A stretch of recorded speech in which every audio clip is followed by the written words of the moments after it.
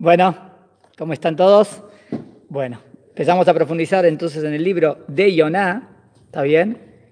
Y vamos a ver qué más podemos analizar. Entramos en el capítulo 1, Pasuk, versículo 3, ¿está bien? Dice así. Hasta ahora en el versículo 1 y el versículo 2 explicamos que Dios ordenó a Yoná que fuera a Nínive, la capital de Asiria, Ashur, la ciudad más grande del mundo en ese entonces, siglo 7 antes de la era común. Allí Yoná tenía que advertir a la gente que Hashem destruiría la ciudad si continuaban con su corrupción y abusos. El pecado de los pecados veo que era más del hombre al prójimo, de injusticia, de violencia, de asesinato. Hoy comenzaremos a analizar el tercer pasuk del libro de que describe la reacción del profeta a la petición de Hashem. O sea, ¿cómo reacciona Yoná cuando Hashem le dice esto? Vayakom Yoná libró a Tarshisha milifnei Hashem. Y aquí, ya en el tercer versículo, tenemos problemas. Pero Yoná no obedeció la orden divina. Estamos hablando de un profeta, por eso no se entiende. Es una persona que es ignorante, pero el profeta está con Hashem constantemente. Y se aprestó a escapar a Tarshish, huyendo de la presencia de Dios. ¿Cómo se puede uno escapar de la presencia de Dios? Imposible. Sorprendentemente, el profeta desobedece la orden directa de Dios y trata de escapar. Antes de abordar la pregunta principal de este extraordinario libro, ¿por qué razón Yoná rechaza la misión que Dios le encomienda? Eso lo vamos a estudiar. Si escucharon clases de otros años, a lo mejor saben más o menos que una explicación que tenemos, vamos a profundizarla este año. ¿Por qué razón Yoná rechaza la misión que Dios le encomienda? Reflexionemos un momento el acto de desobediencia de Yoná. Vemos que desobedece, ¿no? Primer punto me parece esencial en el tema de cómo funciona el ser humano. Libertad de elección. Yoná no es el único profeta que no quiere asumir una misión divina de esta naturaleza. Convertirse en un emisario divino para comunicar al pueblo su mensaje de advertencia, lo que se llama en hebreo Nebuá Naví Shaliach, un profeta enviado, porque también, pero es otro tema, sin entrar. Normalmente, el Naví es Shaliach, un Naví es enviado, él es Naví enviado, es profeta enviado para decir algo. También Irmiau, o incluso Moshe, trataron de evitar ser designados como profetas. ¿Se acuerdan de Irmiau en el capítulo 1 que nos y Moshe Rabeno también cuando le dice, no, manda otro? Pero sin dudas, el hecho que Yoná trata de huir físicamente de Dios, y eso acá es lo raro, porque él se está tomando un barco para escaparse y se está yendo de Israel, representa el rechazo más extremo a llevar a cabo la misión divina. A la vez, el accionar de Yoná nos demuestra una vez más la extensión del principio judío de libertad de elección. Miren qué fuerza tiene el libre albedrío. Los seres humanos tenemos la opción de obedecer o incluso de desobedecer a Hashem, a Kadosh Baruj Hu, a Dios. Por su parte, nos manifiesta su voluntad, pero no interviene en nuestras mentes, convirtiéndonos en un robot. Es verdad que nos manifiesta su voluntad al entregar la Torah al mundo, al entregar la Nebuá, al entregar la palabra de Hashem, manifiesta lo que quiere, pero no entra en nuestra mente para que lo hagamos obligatoriamente, como un robot. Hashem no quiere robots.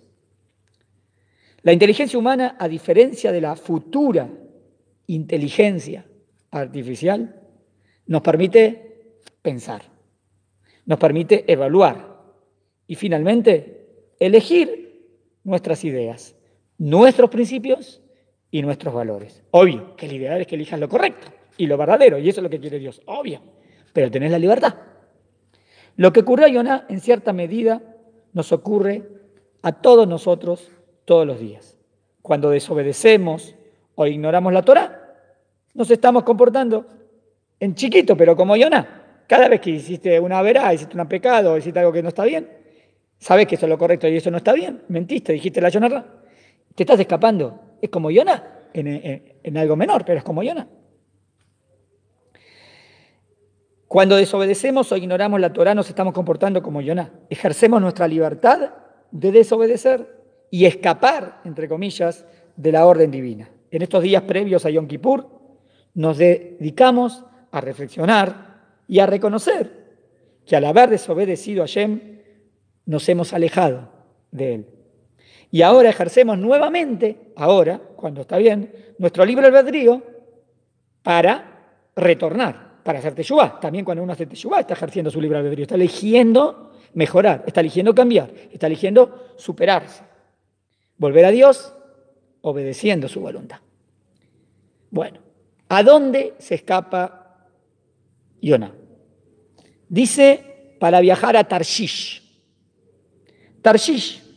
Yoná se aleja de Dios e intenta escapar a Tarshish. ¿Dónde queda Tarshish y por qué Yoná quiere huir? Específicamente a Tarshish. Dos preguntas. ¿Dónde queda y por qué justo ir ahí? Tarshish está en una dirección diferente a Nínive, pero hay varias opciones respecto a su ubicación. Una opinión es que Tarshish es Tarso, una ciudad de Turquía a 15 millas del mar Mediterráneo. Otros comentaristas dicen que podría ser Tiro, en la costa del Líbano. Sin embargo, el historiador romano Rufus Festo Avenius, del siglo IV de la Era Común, identificó a Tarshish con Cádiz, una ciudad portuaria famosa en España, Cádiz. En la antigüedad los griegos llamaban a la parte sur de la península ibérica Cádiz, Sevilla, etc. Tartessus, lo llamaban Tartessus, Tarshish, Tartessus, que era una región famosa por sus minerales y famosa por sus metales. El profeta Ezequiel, capítulo 27, pasuk 12, menciona el alquitrán, la plata, el hierro, el plomo y el estaño que importaban desde esa comarca, desde Tarshish. Ahora bien, si Tarshish está en España, en esos tiempos de Yoná, ¿no? Estamos hablando en Israel. Huir a Tarshish equivaldría a huir al fin del mundo. Sabemos que para los griegos, o incluso para los fenicios, las columnas de Hércules, lo que conocemos hoy como el Estrecho de Gibraltar, era literalmente el fin del mundo que ellos conocían, antes del interminable océano Atlántico. Yoná intentó entonces, según esto, si entendemos bien, Yoná intenta escapar lo más lejos posible de Dios. Obvio, Dios ve todo, Dios sabe todo, hay que entender que es escapar de Dios, si no hay que escapar de Dios ve todo. Lo más lejos posible de donde está Él ahora, de Israel, o del Bet HaMikdash. Hay varias interpretaciones. O del Bet HaMikdash. Hay quien dice que en el templo Él captó esa profecía. Él se aleja lo máximo posible, hasta el fin del mundo. El lugar que Él más lejano podía concebir, hacia allá. ¿Está bien? Explicamos por qué puede ser Tarshish entonces. Igual eso no explicaría, porque no tenemos nada todavía, qué significa escaparse de Dios, nadie se puede escapar de Dios. Pero a nivel físicamente hablando, sería lo más lejano a lo que conoce o donde está Él. Teshuvá. ¿Cómo es posible que Yoná haya pensado que se puede huir de Dios? Los judíos creemos que Dios es omnipresente y está y existe en todos lados. O sea, explicando más, hay que explicar más profundo eso porque el espacio no abarca a Dios, pero que significa que Dios sabe todo y puede estar presente y puede dominar y saber lo que pasa en todos lados. ¿Está bien? En todos lados. No existe escaparse de Dios. Como dice Pasuk, Meloko la Aretz que bodó. Meloko la Aretz, llena toda la tierra, es su kabod. Hay que analizar ¿está bien? Su manifestación, su presencia. Nuestros rabinos abordaron esta pregunta y formularon una bellísima respuesta. Un poco vergonzosa para aquellos de nosotros que todavía no estamos donde deberíamos estar. ¿Cuál es la pregunta? La nebuá, la profecía, la comunicación directa entre Dios y un ser humano, solo es posible, una interpretación que dieron, en la tierra de Israel. Es por eso que Yoná no huye a pie o a caballo hacia el norte o hacia el sur, sino que se hace a la mar. ¿Por qué a la mar? Salir de Israel. Hay una explicación que dice que las profecías o las grandes profecías el profeta tenía la profecía en Israel, como que Israel ayudaba a tener esa revelación. Y que más el Betamigdash, ¿no? El Betamigdash. Es por eso que Yoná no huye a pie o a caballo, hacia el norte, hacia el sur, sino que se hace a la mar, la forma más efectiva de alejarse de la tierra de Israel. El Dios de Israel reside, entre comillas, más que todo, en Israel. Y allí es donde su voz es más escuchada, la Nebuá. Escapando de Israel, Yoná como que estaría intentando escapar de Dios, o escapar de la voluntad de Dios, o lo que Dios le está pidiendo que él haga, que nosotros todavía no entendimos por qué Yoná no lo quiere hacer. Que eso es la gran pregunta que vamos a seguir profundizando. ¿Está bien hasta acá lo de Yoná? Ahora quiero leer, les dije que también puse ahí en el titulito, una carta de un alumno que me pareció muy sincero, muy transparente, muy emotivo un poquito, y por eso quería leérselas. ¿Está bien? Él dice así: te cuento que tengo 52 años, de los cuales mucho he buscado al verdadero Dios y el verdadero conocimiento. Le confieso con algo de vergüenza que anduve buscando por toda iglesia y secta que me recomendaban, amigos y conocidos. Incluso anduve metido en religiones orientales, de esas tan pintorescas como los Krishna, estudios esotéricos de la nueva era, pero al final de cuentas nada me terminó de convencer. Siempre tuve mis ideas, que no sé de dónde las tenía y que en ningún lado calzaba. Y un día, como por iluminación sobrenatural, me puse a buscar el origen del monoteísmo. Y de esa manera llegué al judaísmo. Desde entonces estoy muy contento y me he sentido más que complacido con las enseñanzas, que son en gran parte mucho lo que desde siempre he creído. Creo que mucha gente que está escuchando esto, me pareció que se va a sentir identificado. Por eso, siento en mi alma que ya encontré mi pueblo amado. Siempre había sentido como un vacío en mi ser, que lo he logrado llenar en parte con sus clases de la Sagrada Torah y sus enseñanzas. No, yo quise leer lo que está bien, pero me pareció emotivo como lo expresa. Luego, ¿está bien? Dice, claro que fue allá, en donde tuve la experiencia, en donde me sentí realmente solo. Bueno, surge que él había pasado, este hombre estuvo en Rusia, ¿está bien? Y ahí tuvo la experiencia en donde me sentí realmente solo en aquel mensaje que le escribí. Él me había escrito algo hace ya casi 2 meses. Es que mi mamá me presionó para que visitara las iglesias ortodoxas. Supuestamente ella es muy católica y sabe que yo hace mucho tiempo dejé de entrar a esos lugares. Y me molestó mucho que me presionara como diciéndome, si no sigues nuestro cristianismo, al menos sigue el de ellos. Y obvio que él ya estaba en el tema buscando el judaísmo, entonces, para nada. Es decir, ella no tenía clara su verdad, pues con tal que yo no siga el judaísmo, le da igual lo demás. Estuve muy molesto por ello y de ahí surgió mi mensaje en aquel entonces. Me dice, porque me había mandado un mensajito, lindo, está bien, traté de motivarlo. Yo, en cambio, aproveché para investigar la historia de los judíos en Rusia. Fue muy, pero muy dura. El pueblo judío soportó con heroísmo la idolatría que representaron los zares por 3 siglos. Luego llegó el socialismo, la Unión Soviética imponiendo el ateísmo. Así que el pueblo judío padeció mucha opresión por unos 400 años. Baruch Hashem, hoy existe Israel, y también me gusta mucho la historia de los Kuzari. ¿Conocen la historia de los Kuzari? Que un pueblo entero que empezó por su rey, que se convirtió al judaísmo. Me pareció muy emotiva la carta, entonces le pedí permiso si podía leerla, entonces se las leí. Y algo más, un cuentito para terminar, a nivel de... Me parece interesante, voy a analizarlo, ¿está bien? Porque es bueno. Vamos a ver, dice así. El periodista y académico uruguayo Leonardo Abercorn renunció el año pasado a seguir dando clases en la carrera de comunicación en la Universidad Hort de Montevideo, mediante esta carta que ha conmovido al mundo de la educación. Vamos a leer la carta, vamos a ver qué pensamos. Después de muchos años, hoy di clase en la universidad por última vez. ¿Qué pasó? ¿Por qué? Me cansé de pelear contra los celulares, contra los WhatsApp y contra el Facebook. Me ganaron. Me rindo. Tiro la toalla.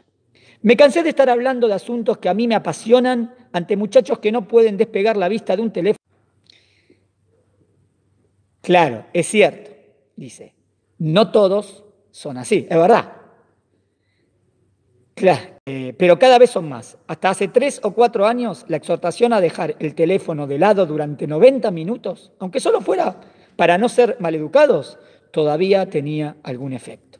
Ya no, puede ser que sea yo, que me haya desgastado demasiado en el combate o que esté haciendo algo mal. Es verdad, tampoco hay que ser tan negativo, pero a nivel, es un poco exagerado, pero tiene algo de razón. ¿Está bien? Es como que esa generación, la generación nuestra, digamos, ¿no? O está bien, de 40, 50, 60 años, a veces nos cuesta entender a la generación más joven. ¿Está bien? De hoy, de los adolescentes. Pero hay algo cierto, muchos de estos chicos no tenían conciencia del ofensivo o hiriente que es lo que hacen. Además, cada vez es más difícil explicar cómo funciona el periodismo ante gente que no lo consume ni le ve sentido a estar informado. Esta semana en clase salió el tema de Venezuela. Solo una estudiante entre 20 pudo decir lo básico del conflicto, lo muy básico. El resto no tenía ni la más mínima idea. Le pregunté si sabían que Uruguayo estaba en medio de esta tormenta. Obviamente, ninguno sabía. Le pregunté si conocían quién es Almagro. Silencio. A las cansadas, desde el fondo del salón, una única chica balbuceó. ¿No era el canciller? Así con todo. ¿Qué es lo que pasa en Siria? Silencio. ¿Qué partido es más liberal o está más a la izquierda en Estados Unidos? ¿Los demócratas o los republicanos?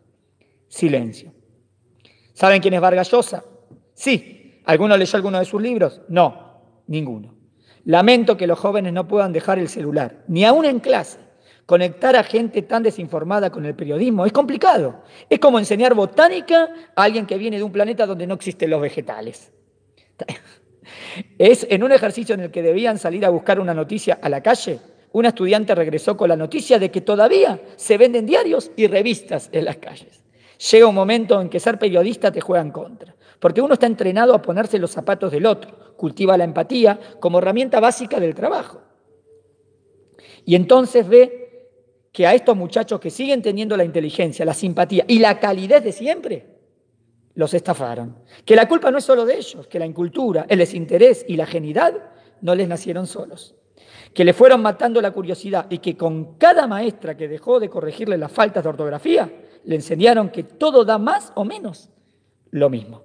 Entonces, cuando uno comprende que ellos también son víctimas, casi sin darse cuenta va bajando la guardia.